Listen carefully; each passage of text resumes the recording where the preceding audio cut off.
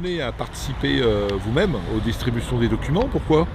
Pourquoi? Parce que je pense qu'il est très important d'être avec son équipe. Ça sera pareil avec l'équipe municipale.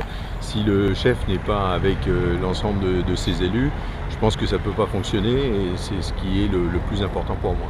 Et surtout, je tiens à remercier toute l'équipe qui était là ce matin. On était une bonne douzaine à la gare dans le froid et je tiens à les remercier beaucoup.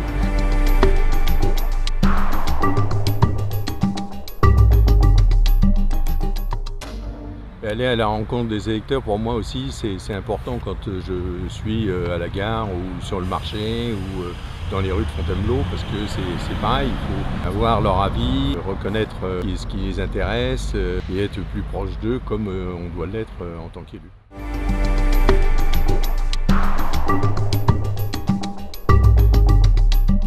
Alors là, cette méthode, c'est en fait de monter des projets qui soient finançables, réalisables, à taille humaine pour la ville de Fontainebleau. Et c'est en fait l'objectif, c'est de dynamiser la ville, mais tout en respectant sa taille et en respectant le cadre de vie des habitants. Pour moi, il est important que le conseil municipal soit apaisé, c'est-à-dire qu'en fait, on s'écoute les uns et les autres, que l'opposition puisse participer également et que ça ne soit pas la décision d'une seule et unique personne. Pour moi, il faut que tout le monde ait la possibilité d'échanger et qu'on écoute les avis des uns et des autres.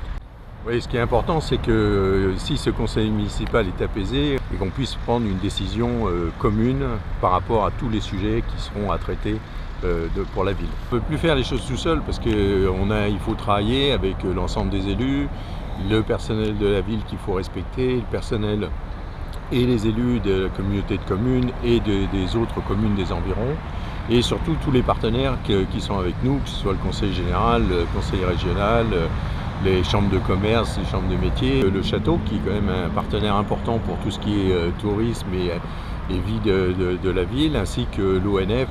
Donc ce sont des partenaires avec qui nous travaillerons de façon continue et permanente. Pour aller plus loin, j'irai jusqu'à la démocratie participative et jusqu'au référendum pour recueillir l'avis des Béifontins sur des projets d'envergure par rapport à des sujets qui engagent vraiment l'avenir de Fontainebleau.